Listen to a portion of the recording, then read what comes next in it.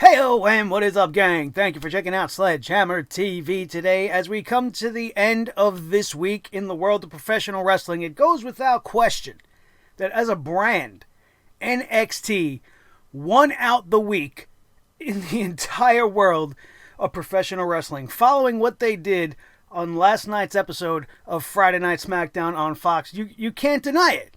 NXT is what everybody's talking about now, and they are the biggest story in all of professional wrestling. But as it pertains to Wednesday night, that might not truly be the case, and we are here to talk about it right here and right now. My name is Nick Nightmare, and you are watching the Sledgehammer Wrestling Show's Wednesday Night War Week 5 review. Who won? Let's find out.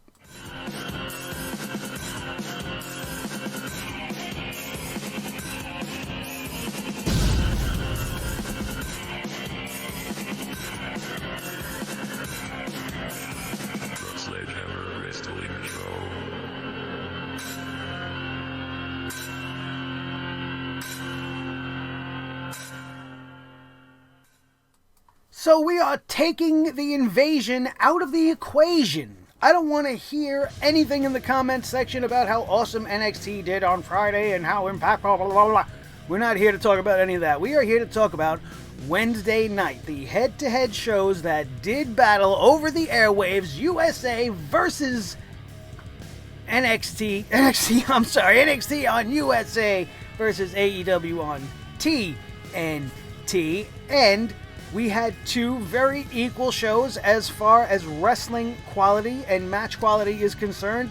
We had historic moments happening on both shows. AEW crowned for the first time ever their inaugural tag team champions. Big moment. And we also had on NXT the historic announcement of the first ever all-women's War Games, which is pretty big on its own as well. But if you want to go up and down the cards for both of these shows, NXT was once again borderline that, typical just NXT sort of an episode. Outside of the announcement of the Women's War Games, nothing all that important happened. All of the matches had something to do with an ongoing story and something that they are building towards, which is great. As a whole, the show was very entertaining. It was full of very entertaining matchups, very good matchups.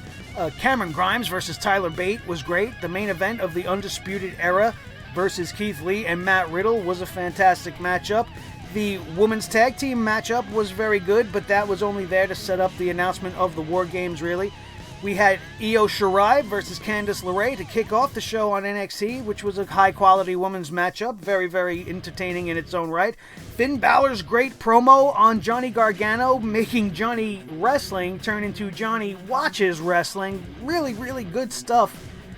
But if you want to measure it against AEW, there was just a whole lot more important things happening on AEW, because outside of the crowning of the first ever tag team champions, you had the contract signing for Chris Jericho and Cody Rhodes championship match coming up at Full Gear, which was done perfectly. And on top of that, you had the Inner Circle making their presence felt, putting their stamp on this episode and making a statement, man. They were involved in every little aspect of this show, trying to gain the advantage every which way they could. Santana and Ortiz were all over this episode, making their presence felt in the tag team division and all over AEW. And it was a much more important show when all was said and done.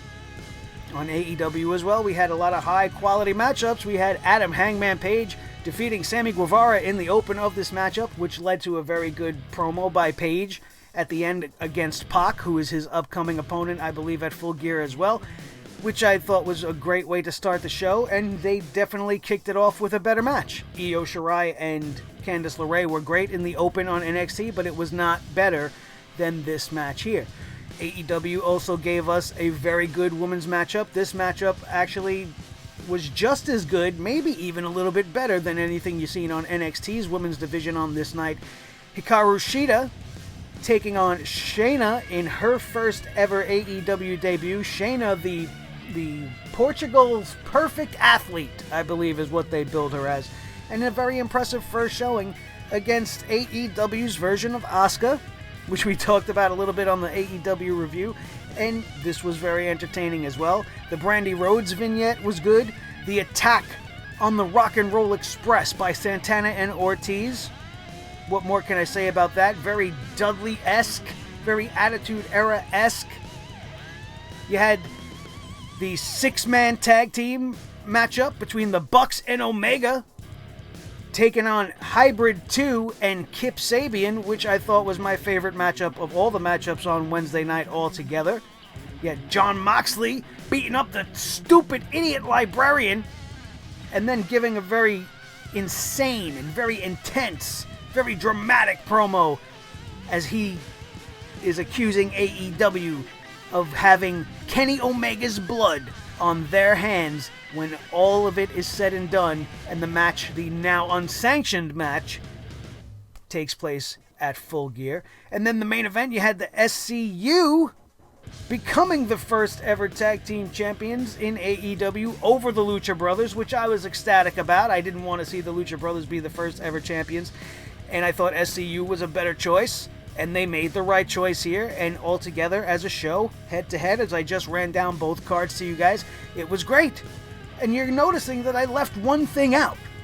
Oh, well, why didn't you talk about the Rick and Morty thing? Well, that's because Rick and Morty were disrespected by AEW by being put in a segment like they had on this episode. The 6-man Rick and Morty best friends and Orange Cassidy defeating 3 jobbers, QT Marshall, Alex Reynolds, and John Silver, was just ridiculous. It was not worth anybody's time. Oh, well, it was fun. I don't care for it.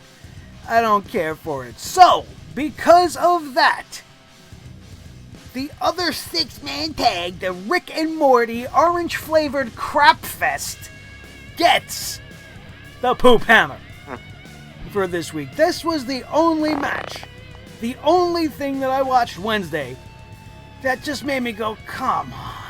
Really, it made me shake my head. I was mad that Rick and Morty were involved. But you can't really give the edge too much to NXT, because NXT wanted to counter Rick and Morty with some chick named Poppy. Now, I don't know nothing about this Poppy girl. I don't know about her music. I don't know who she is. I don't know why she was around. And it definitely is not equal to or greater than Rick and Morty. But you would think they would have done something a little bit better. I thought there was going to be like an animated skit, like maybe they did something special for AEW and we would actually see Rick and Morty for real on like the Titantron or something. I don't know. I expected something better than a 6-man given to a joke match. I don't know. But that's why they got the Poop Hammer this week. Let's continue rolling on down with the awards. The breakout superstar for this week, definitely, in my opinion, has to go to Kip Sabian. Kip Sabian is our breakout superstar for week number 5 because to be in a match that includes the Young Bucks, Kenny Omega, Angelico, and Jack Evans, and to be the guy that I remember the most, to be the athlete that stands out amongst all of those bigger name superstars, in his first appearance on AEW Dynamite since we've seen him at All Out, Kip Sabian was fantastic. He was the one thing that I remembered most out of that matchup. All of the spots that he was taking, I just kept going, man, why hasn't this kid been around sooner? And they should do something more with him.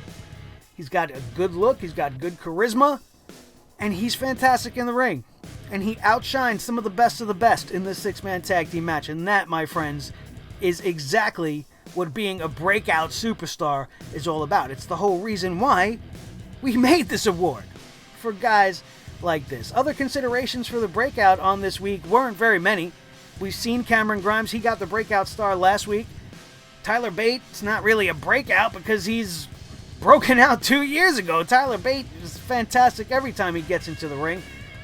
Other considerations were Shida. I thought maybe to give it to Shida since I was very impressed with that woman's match, and she took an unknown in Shayna and made me care about this matchup. But I don't think there was anything more impressive to me than Kip Sabian's debut on AEW Dynamite. Which can lead us right into the match of the night. And I know I've told you guys on this show multiple times I don't want the breakout superstar and the match of the night to always coincide. And here on this episode, it almost didn't. It almost didn't, but I have to give the match of the night to that 6-man tag featuring Kenny Omega and the Young Bucks and Hybrid 2 and Kip Sabian. Only made all the better by the post-match attack on the Young Bucks by Santana and Ortiz, continuing the Inner Circle's reign of terror after the match was over. I feel like I enjoyed this match more than every single other match that I watched. Other considerations for this award definitely went to the undisputed Keith Lee Matt Riddle tag team matchup. Cameron Grimes and Tyler Bate were in consideration. Even Io Shirai and Candice LeRae put on a good matchup. And like I said, Hikaru Shida and Shayna definitely were in consideration. You can consider almost every match for the match of the night. That's how good all of the wrestling was on this particular Wednesday during Week 5. But personally, the one match that I remember being the most excited about, reacting the most to, and getting the most hype about was that 6-man. So that 6-man tag gets the matchup of the night for week number 5. And some of you are going to go, oh, how can you not put that the tag team finals match in there? Well, that's because the tag team finals match in the AEW tournament was way too short. Every other matchup leading up to the finals was at least twice as long and way more impressive.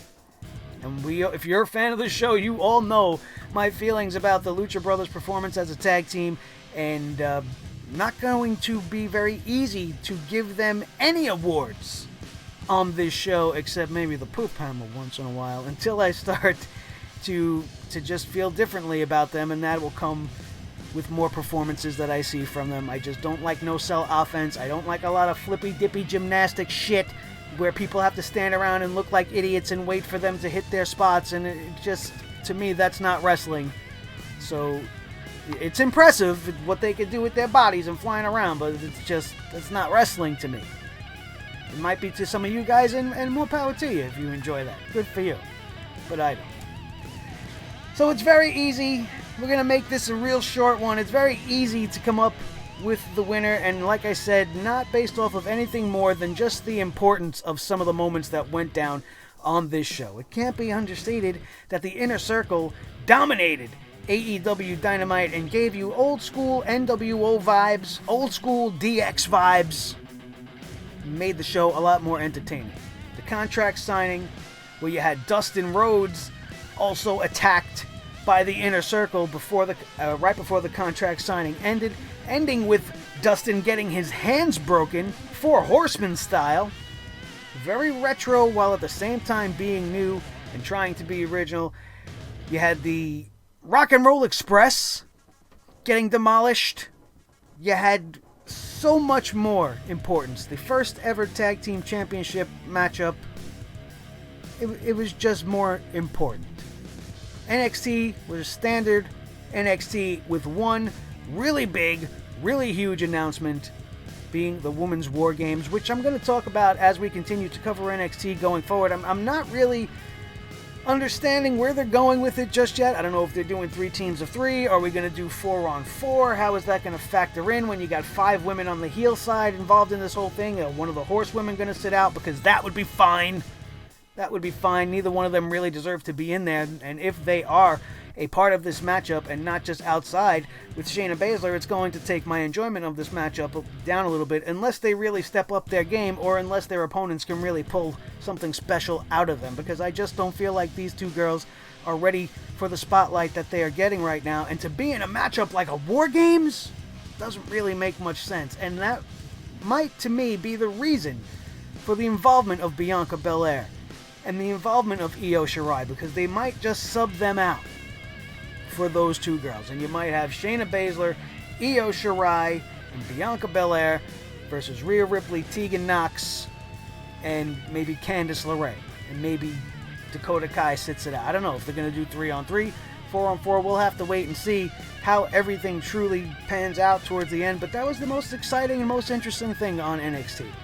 And on the flip side, AEW had a whole lot more going on this week. So the winner for week number 5 undoubtedly has to go to AEW just based off of Wednesday night. Remember, we're not taking anything else into account other than Wednesday night. So AEW definitely wins out week number 5, which brings the score here: AEW 3, NXT 2. But I have a strong feeling this is all going to change throughout the month of November, as NXT is now become part of the main roster show of the Survivor Series. So there's going to be a lot of crossover happening right now as the WWE is building. There's going to be a whole lot of interest in NXT based off of what happened from last night's Friday Night SmackDown. So I am extremely interested to see what the plan is going forward, because this was not the plan. NXT wasn't supposed to invade Friday Night SmackDown last night. We were supposed to get just your regular SmackDown card. There was going to be Roman Reigns on it. There was going to be Baron Corbin on it. There were probably going to be tag team shenanigans, but none of those guys made it back from Saudi Arabia. And now we had this impromptu, amazing show, and they have to keep the momentum going. They have to follow up. It's going to make for an extremely interesting Monday and an extremely interesting Wednesday more than ever. So AEW really needs to pick it up next Wednesday, because they got some heavy competition coming their way in the next couple of weeks, and it wasn't by design, but it's happening, and I'm going to take it. I'm going to enjoy the ride while it's here, because it's all going to be done when Survivor Series is over. Everybody's going to go back to normal on the main roster, so let's sit back and enjoy what NXT is doing. It may give them the slight edge in the coming weeks on this show, and you'll have to stay tuned in to find out. Thank you guys for checking this one out. We're trying to keep it short and sweet. We put up so much content for you guys this week, with the inclusion of the Crown Jewel taking the place of the NXT review. I had to get this one up there before the week was over, and I want everybody to enjoy a wrestling-free Sunday this week, because next week we got a whole lot more coming at you. We got Full Gear coming. We got the go-home show for AEW. There's so much happening this week, and in order to make sure you don't miss a thing, make sure you are subscribed. Hit that subscribe button right now. Hit that notification button as well if you want to become one of the over 2,000 strong that know when you want your pro wrestling news and reviews full of fun, full of entertainment, and giving you a whole lot more entertainment than even the wrestling shows you're watching are giving you. That Sledgehammer TV is the place to be. Don't forget to smash that like button if you enjoyed today's show, and on every single show you watch, as I invite you to check out everything else we put up this week, including our review of last night's fantastic Friday Night SmackDown, which still, as always, has some things wrong with it, and if you need to know what those things are, you can go check that one out right now. Probably one of my funniest reviews ever, I would think. And when I went back and watched it, I was making myself laugh out loud. I don't know what the hell got into me. I guess because I had so much fun watching SmackDown, I had so much fun doing the review as well. So you should check it out, because it's a whole lot of fun. And we also brought the hammer down on AEW. We brought the hammer down on the Crown Jewel. We brought the hammer down on Monday Night Raw, and everything and anything in between. We also brought the pencil down as the Sledgehammer short series continues to roll on, and we did the newly crowned Universal Champion Bray Wyatt as The Fiend, a 3-minute time-lapse speed sketch drawing. Watch The Fiend come to life before your eyes, brought to life by these very hands right here. That will be linked in the annotations up above as well. My name is Nick Nightmare. This is the Team Thor, the Sledgehammer, the official Sledgehammer of the Sledgehammer Wrestling Show. His tag team partner, the World Heavyweight Champion of all the microphones in all the world, Mr. Blue the Snowball. The most important member of the team, as always, is each and every one of you. Thank you for being with me all week long, and to continue to be with me as we are on our road to taking over YouTube, one sub at a time. That, my friends, is going to do it, and we are out of here, and we will see you next time right here on your new favorite wrestling show, the Sledgehammer Wrestling Show, only on Sledgehammer TV, right here on YouTube.com.